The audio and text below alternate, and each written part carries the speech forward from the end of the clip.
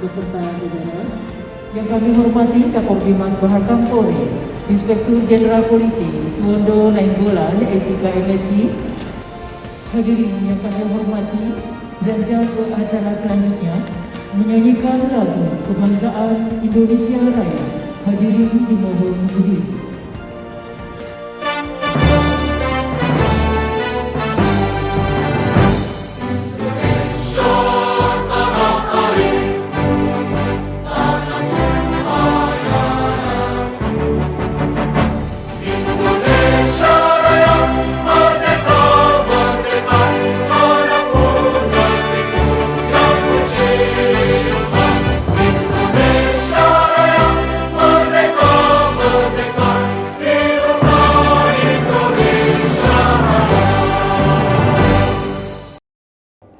Hadirin disilakan duduk kembali. Acara yang akan disampaikan oleh Kapolres Bahar Polri berkenan kepada Bapak Irjen Pol Suwondo Nainggolan, SIK MSI. Disilakan. Hari ini marilah kita sama-sama memulai sesuatu dengan selalu memuji syukur atas berkat kasih karunia Tuhan yang Maha Esa, kita semua bisa berada di tempat ini dalam acara yang sangat bersahaja. Kepada Bapak Kabahar Kapolri, juga selamat datang Pak. Ini adalah kesempatan yang membahagiakan buat teman-teman dari Rabujapi, teman-teman dari JP, dan tentunya Korpimas bisa bertetap langsung dengan Bapak dalam jumlah besar. Hanya kepada beliau langsung, beliau menyambut baik dan berharap untuk bertemu. Wassalamualaikum warahmatullahi wabarakatuh. Bapak Ibu hadirin sekalian, selanjutnya memasuki sambutan dari Kabahar Polri yang terhormat Komjen Pol Dr. Andes Arif Sulistianto MSI, disilahkan. Selamat pagi, salam sehat, sejahtera bagi kita sekalian. Yang saya hormati Kakor Dimas Bahar Polri, seluruh jajaran Korpimas baik di Parkam maupun Polda Metro Jaya. Yang saya hormati Ketua Umum DPP Abujabi Bapak Agus Hermawan. Yang saya hormati Ketua Umum DPP Aksi Bapak Agus Said. Saya hormati Ketua Umum Akjatim, Ketua Umum ADC. Yang saya hormati Kepala Kantor Cabang Kamsostek. Yang saya hormati analis kebijakan pengembangan sumber standar kompetensi Direktorat Bina Standarisasi Kompetensi dan Program Pelatihan, para direktur pimpinan Badan Usaha Jasa Pengamanan UJB, Bapak-bapak, Ibu-ibu, hadirin undangan sekalian yang berbahagia di gedung Tribrata yang sangat megah ini. Mudah-mudahan pertemuan ini nanti akan bisa semakin meningkatkan koordinasi kita di dalam pengelolaan tugas-tugas Badan Usaha Jasa Pengamanan yang beririsan dengan tugas-tugas kepolisian.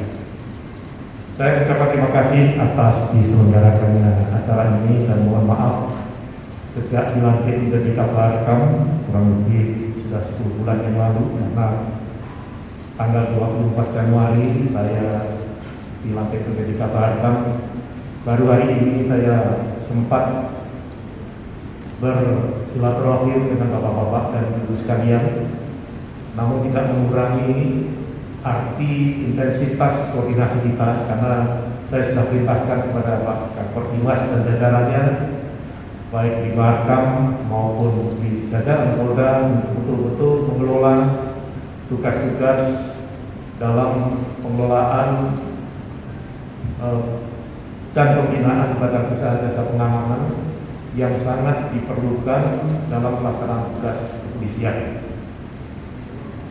Hari ini saya tidak akan memberikan pengarahan, saya hanya menyampaikan beberapa informasi-informasi yang berkaitan dengan tugas-tugas Polri, berkaitan dengan tugas-tugas Bapak dan Ibu sekalian sebagai pengelola Badan Usaha Jasa Pengamanan, yang semuanya diatur dalam Undang-Undang Nomor 2 Tahun 2002. Mengawali ini saya ingin menyampaikan tugas dari Bapak-Bapak Ibu sekalian ini tadi sudah saya sampaikan beririsan dengan tugas pokok Kepolisian Republik Indonesia sebagaimana diatur di dalam pasal 13 Undang-Undang Nomor 2 Tahun 2002. Yang pertama adalah memelihara keamanan dan ketertiban masyarakat. Yang kedua, menegakkan hukum, dan yang ketiga, memberikan perlindungan, pengayuman dan pelayanan kepada masyarakat. Tugas pokok pertama dan kedua inilah yang menjadi misi penting dari PUJP, karena di dalam pelaksanaan tugas tenaga-tenaga yang dikelola sesuai dengan Perkap nomor 17 tahun 2006 ada 6 bidang tugas dari PUJP yang harus bisa bekerja sama dengan Kepolisian Republik Indonesia, karena apa yang dikelola oleh Bapak Ibu sekalian merupakan turunan dari fungsi kepolisian. Dalam pelaksanaan tugas ini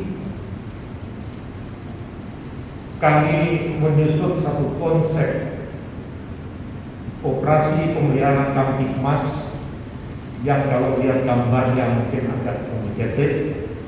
Di sini saya ingin menyampaikan bagaimana pentingnya tugas kita semuanya, bagaimana pentingnya peran Bapak Ibu sekalian yang mengelola Badan Usaha Jasa Pengamanan.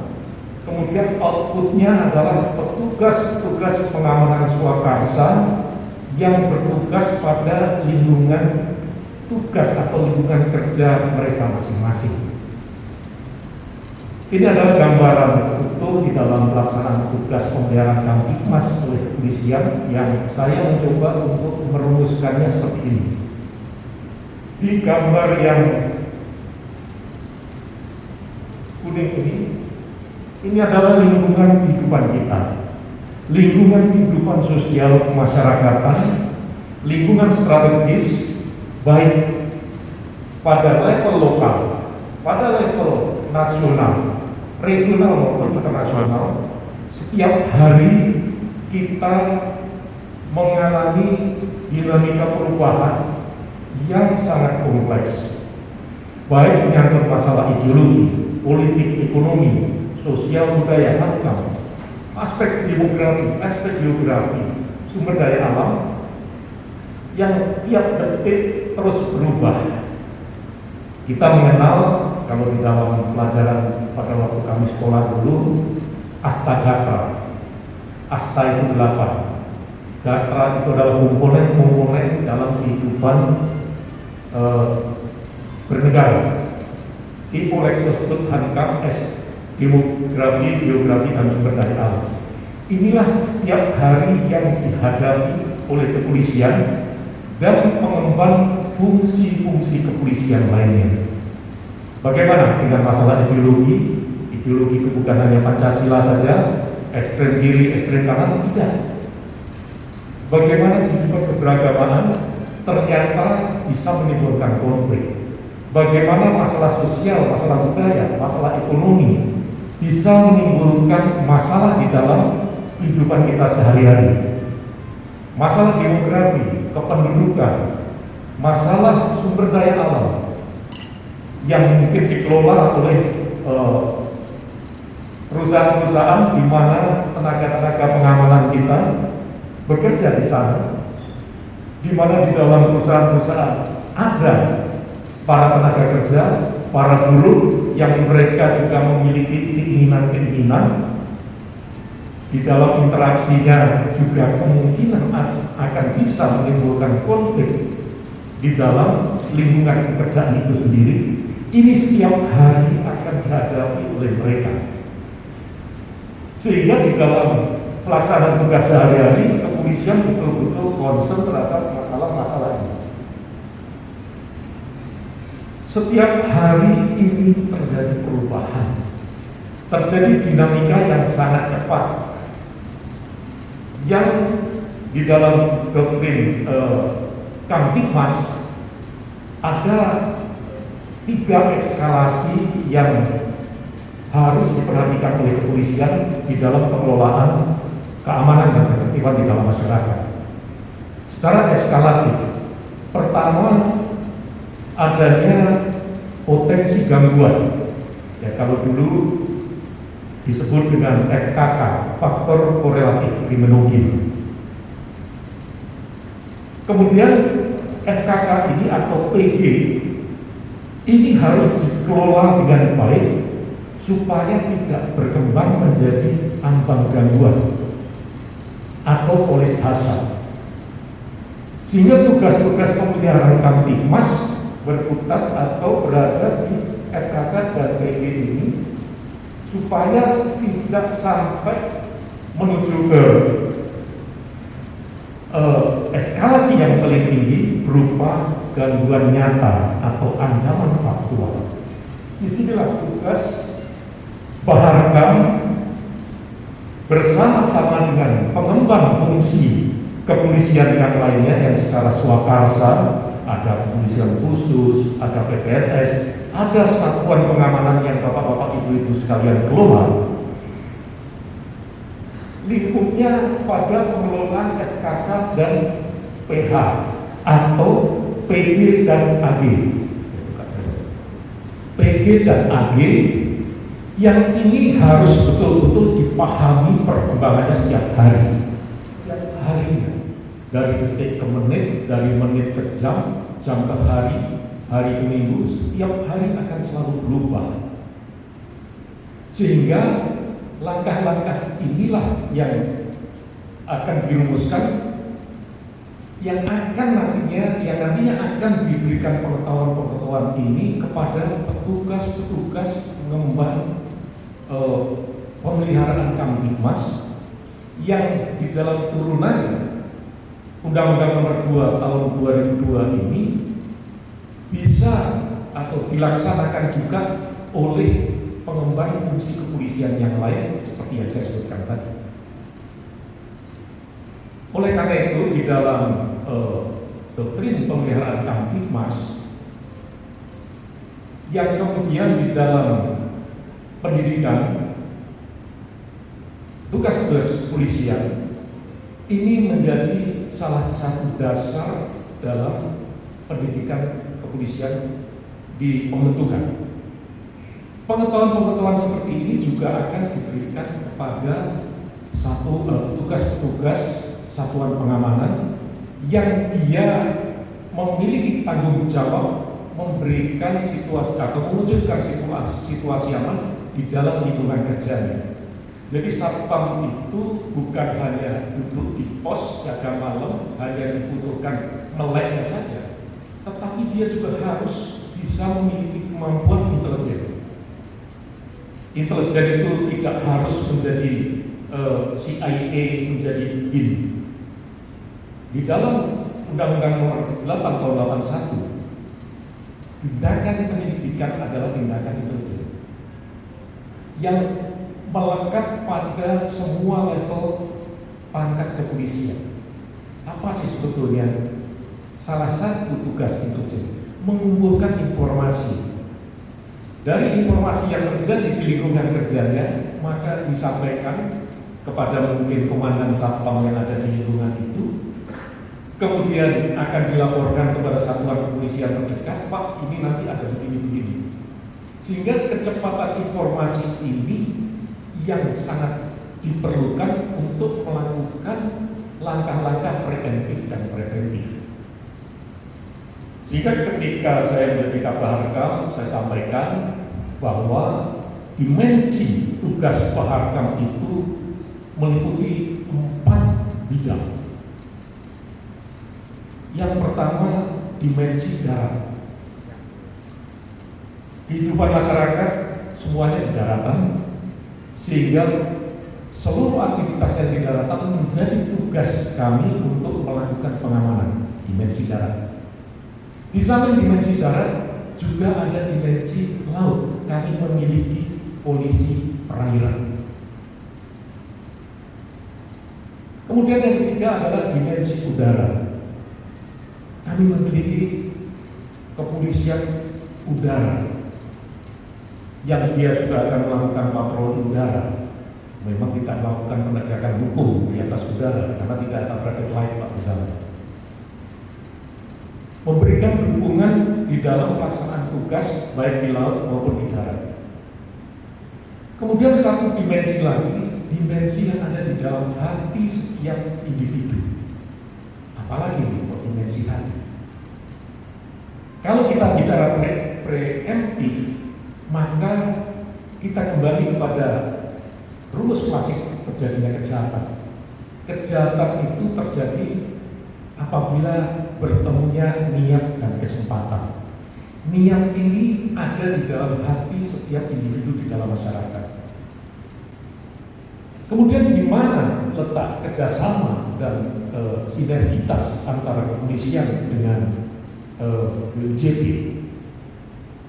Kalau kita melihat lingkup tugas BUJP sesuai dengan Perkap nomor 17 tahun 2006, kalau nggak salah pasal 3 dan 4, coba tayangkan pasal 3 dan 4. Perkap 17 tahun 2006 tentang pedoman pembinaan BUJP.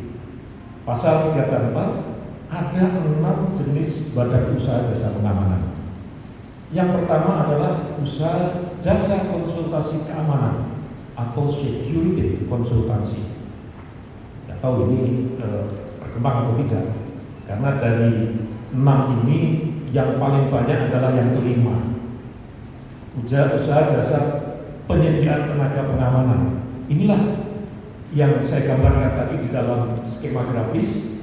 Di situ letak tugasnya. Kemudian yang kedua, usaha jasa penerapan peralatan keamanan atau security devices. Yang ketiga, usaha jasa pendidikan dan latihan keamanan, security training and education. Ini harus paham ketika melakukan training kepada calon-calon anggota satuan pengamanan atau petugas-petugas yang ada di dalam lingkup usaha jasa pengamanan ini harus memahami bagaimana sebetulnya skema atau strategi operasi pemeliharaan Kamtipmas bisa sampaikan tadi. Yang keempat adalah usaha jasa kawal angkut uang dan barang berharga, valuables security transport. Yang kelima, usaha jasa penyediaan tenaga pengamanan, guard services, dan yang keenam adalah usaha jasa penyediaan satwa, K9, yang di dalam Baharkam dikelola oleh Direktorat Satwa. Ini menjadi satu lingkup tugas yang sangat penting yang harus dikelola dan harus memahami bagaimana hakikat dari pemeliharaan Kamtipmas, sehingga apa yang saya sampaikan tadi ini harus di dalam mindset Bapak dan Ibu sekalian. Karena kalau terlepas dari itu, maka yang ada adalah yang penting saya mengeluarkan satpam, kartu anggotanya mana Pak? Nggak tahu, setelah ditaruh ditempatkan di sana, yang penting kan sudah ada orangnya. Akhirnya dia hanya tugas jaga malam saja karena tidak paham dengan fungsi dan tugas pokoknya. Balik lagi ke grafis tadi, yang slide kedua. Di mana letak kerjasama kita? Ada di sini. Di dalam operasi Kamtipmas, di samping tindakan-tindakan deteksi dini, preventif, maka tugas-tugas ini dilakukan dengan satu filosofi community policing. Community policing adalah sebuah filosofi di mana polisi di dalam memelihara Kamtipmas harus bekerja sama melibatkan seluruh komponen yang ada di dalam masyarakat. Salah satu komponen adalah pengamanan swakarsa yang diatur di dalam Undang-Undang Nomor 2 Tahun 2002. Slide berikutnya. Dalam melaksanakan tugas dan wewenangnya sebagai dimaksud dalam ayat 1 pasal 19, ya. Kepolisian Negara Indonesia Republik Indonesia mengutamakan tindakan pencegahan.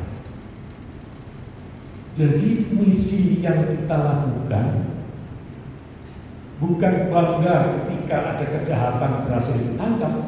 Ini yang harus ditanamkan kepada satpam. Dan ini saya tanamkan kepada seluruh personil Baharkam dari Mabes Polri sampai tingkat polsek, bahkan Babin Kamtipmas di tingkat desa. Orientasi ini yang harus ditanamkan kepada seluruh personil satuan pengaman. Jangan bangga ketika di tempatnya dia bekerja ada kejahatan, terus dia berhasil menangkap. Justru itu kegagalan dia. Polisi ketika ada perampokan, korbannya dibunuh, barangnya dibawa, dalam hitungan 1 jam berhasil ditangkap. Itu bukan prestasi. Oke, prestasi bagi reserse, bagi unsur penegak hukum tadi. Tapi bagi petugas pemelihara Kamtipmas itu disebut kegagalan, gagal total. Karena dia tidak mampu atau gagal memelihara keamanan, gagal mencegah masyarakat yang harusnya dilindungi dari korban kejahatan. Sehingga ini yang harus ditanamkan terlebih dahulu kepada para petugas-petugas satpam, dan ini menjadi tanggung jawab kita bersama. Tanggung jawab Bapak Ibu sekalian sebagai badan usaha yang bergerak di dalam jasa pengamanan. Kemudian di pasal 2, coba lanjut. Kepala Kepolisian pasal 1 huruf 14, Kepala Kepolisian Negara Republik Indonesia yang selanjutnya disebut Kapolri adalah pimpinan kepolisian negara dan penanggung jawab penyelenggaraan fungsi kepolisian. Jadi fungsi kepolisian di seluruh republik ini yang bertanggung jawab adalah Kapolri, dibantu oleh Kabaharkam, Kakor Dimas, Kakor Sabara, Kakor Pol Airut, dan dibantu oleh bapak-bapak dan ibu-ibu sekalian.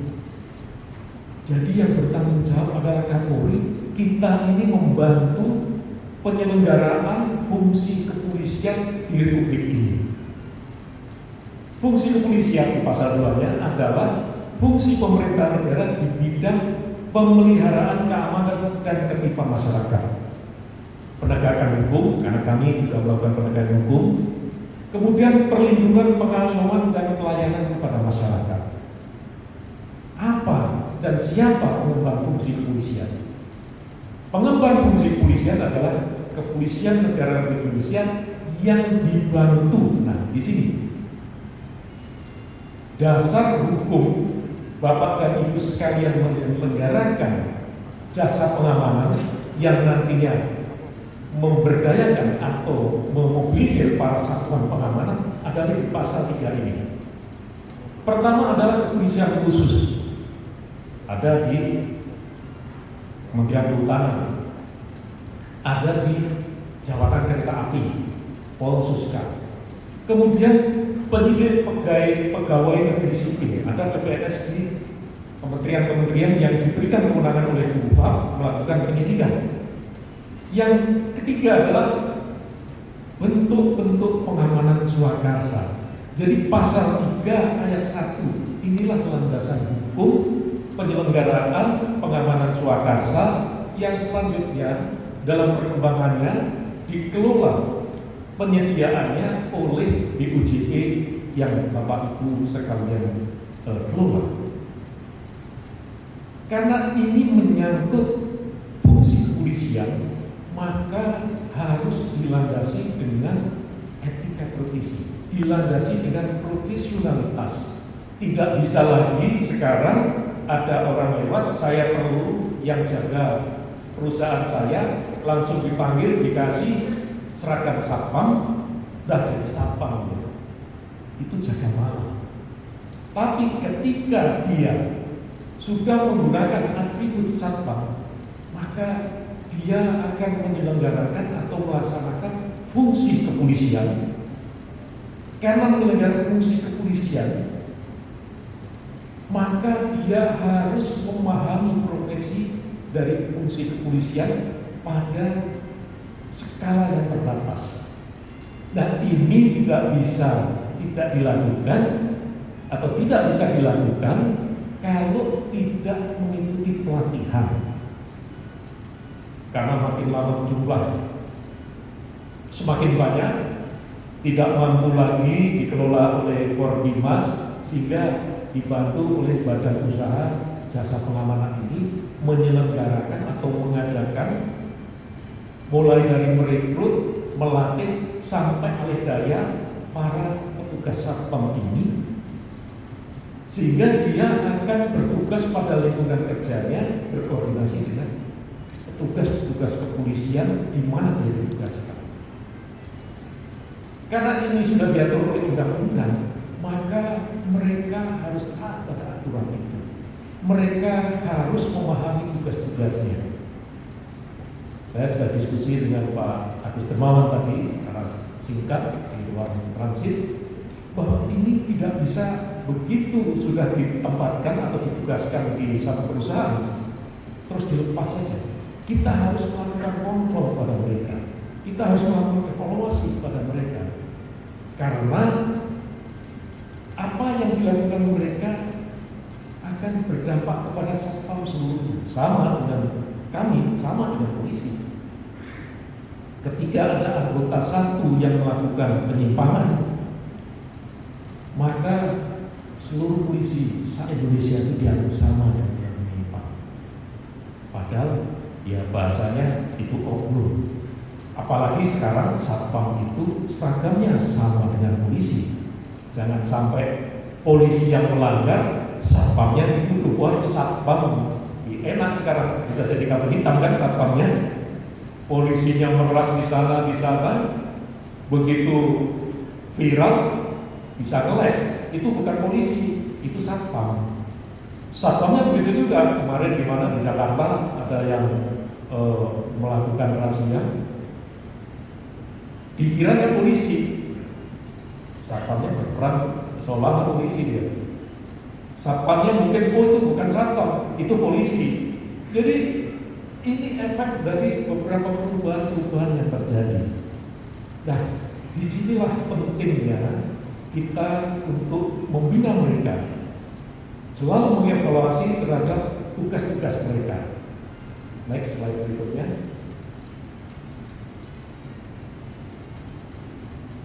Yang ketiga, saya ingin menyampaikan tentang keseimbangan antara misi dan orientasi BUJP.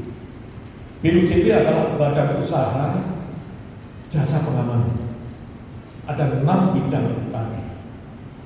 Apa misinya? Sesuai dengan jasa pengamanan, maka misinya adalah security. Mewujudkan keamanan, mewujudkan rasa aman. Baik pada tugas pertama, kedua, sampai tugas ke-6 tadi. Semua misinya adalah misi mewujudkan keamanan. Tidak ada misi yang lain. Mudah-mudahan apa yang kita lakukan memberikan manfaat bagi masyarakat, dan kita senantiasa diberikan bimbingan dan pelindungan oleh Allah Subhanahu wa taala. Sekian, terima kasih, selamat bertugas. Wassalamualaikum warahmatullahi wabarakatuh. Waalaikumsalam. Terima kasih kami ucapkan kepada Kabahar Kampolri, Komjen Pol Dr. Andes Arif Sulistianto MSI atas arahan dan sambutannya. Tentunya kami mohon berkenan untuk Pak Sulistianto untuk foto bersama terlebih dahulu dengan narasumber.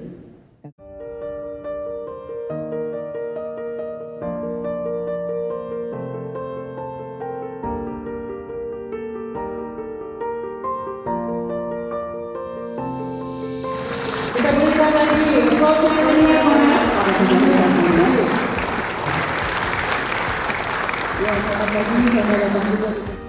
Kami mengucapkan banyak terima kasih atas pengarahan dari Bapak Kabaharkam Polri sebagai BUJP, kami diingatkan kembali atas tugas tupoksi dari perusahaan BUJP. Kami berharap bahwa sosialisasi dan pengarahan seperti ini dapat dilakukan oleh Bapak Kabaharkam atau jajaran Polri secara periodik. Terima kasih. Kita merasa yakin ya, dan percaya bahwa Badan Usaha Pengamanan ini sangat diperlukan oleh negara kita ini dalam situasi yang seperti ini, perkembangan zaman ke depan, sehingga Badan Usaha Pengamanan makin serius melaksanakan tugasnya yang disampaikan kepada para petugas pengamanan di lapangan. Semoga acara seperti ini diadakan setiap tahun paling tidak, sehingga kami merasa meningkatkan terus kemampuan para Satpam ini dalam mendukung tugas Polri dan mengamankan negara kita yang kita cintai. Sekian, terima kasih. Terkait dengan apa yang tadi disampaikan oleh Baharkam Polri, tentunya bahwa kami dari DPD Asosiasi Profesi Satuan Pengamanan Indonesia wilayah Polda Metro Jaya menyambut baik apa yang disampaikan oleh Baharkam Polri. Demikian, terima kasih. Acara silaturahim dengan Kabaharkam hari ini sangat luar biasa. Saya menyambut baik sehingga ada moto nggak kenal maka nggak sayang, dan Pak Kabaharkam sudah memperkenalkan diri sebagai pimpinan Baharkam Polri yang membawahi seluruh BUJP di Indonesia. Dan Asosiasi Abjatin itu membawahi 25 BUJP, kawal angkut uang dan barang berharga. Tugas kami adalah mengolah uang, mengirimkan uang dan mendistribusikan uang tunai ke seluruh rakyat Indonesia. Saya rasa hari ini kita mendapatkan pencerahan yang sangat baik dari Pak Kabaharkam. Terima kasih atas acaranya. Salam sehat. Kami ATISI, Asosiasi Teknologi Industri Security Indonesia, mendukung dengan sesungguhnya apa yang menjadi kebijaksanaan Kabaharkam Polri untuk selanjutnya kita bersama-sama menjaga NKRI. Demikian kira-kira, terima kasih. Pertama, terima kasih dari Baharkam Polri yang telah melaksanakan kegiatan ini. Sungguh positif dan sangat baik, karena agar BUJP tahu perannya dalam rangka membantu Polri, karena Satpam mengemban fungsi kepolisian, sehingga peran ini bisa betul paham dan mengerti, sehingga bisa diaplikasikan dalam pelaksanaan tugas di lapangan. Saya rasa itu aja, sungguh positif dan sangat baik, dan bila perlu kegiatan ini bisa dapat dilaksanakan pada saat-saat tertentu. Terima kasih.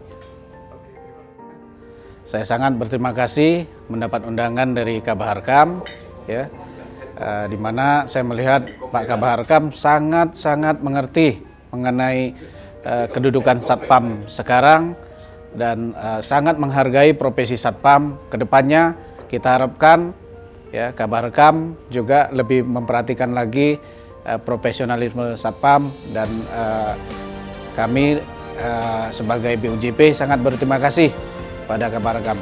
Demikian. Paparan Kabaharkam Polri sangat bagus, bahwa rencana perubahan seragam Satpam itu untuk membangun identitas, baik identitas Satpam itu sendiri maupun identitas Polri harus dibedakan. Saya sangat menyetujui. Yang kedua, Badan Usaha Jasa Pengamanan bidang pelatihan tidak hanya sekedar berusaha atau berbisnis saja, namun demikian mengemban fungsi lembaga pendidikan. Oleh karena itu harus melaksanakan dua hal yang seimbang, yaitu antara bidang komersil maupun bidang pendidikannya. Demikian, Assalamualaikum warahmatullahi wabarakatuh. Nah, disinilah apa yang disampaikan Kabaharkam itu sudah melekat kepada diri saya, dan saya bangun keamanan Jababeka yang luasnya kurang lebih 5.600 hektar, terdiri dari 1.600 tenan dan 35 dari ekspatriat. Semoga dengan sistem keamanan yang nanti kita akan lakukan bersama dari 1.600 tenan dan 36 dari ekspatriat akan terwujud dalam satu grup yang namanya tenant relation itu. Semoga security ya tetap jaya dan tetap semangat, dan kita harus mulaikan dia. Terima kasih. Wassalamualaikum warahmatullahi wabarakatuh.